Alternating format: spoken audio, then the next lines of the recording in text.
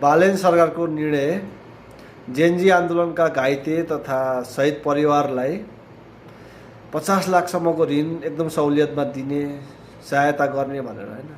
तर त्यो आन्दोलनमा सहभागी भएको भरमा जसले मुद्दाहरू खेपिरहेका छन्, जेल बस्नु परिरहेको छ, उनीहरूको बारेमा चाहिँ के?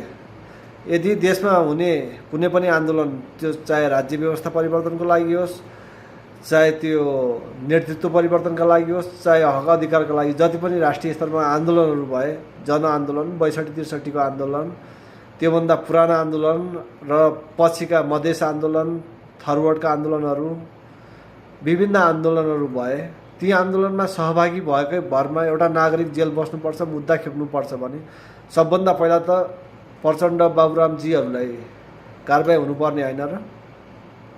कि मैले नबुझेको हो?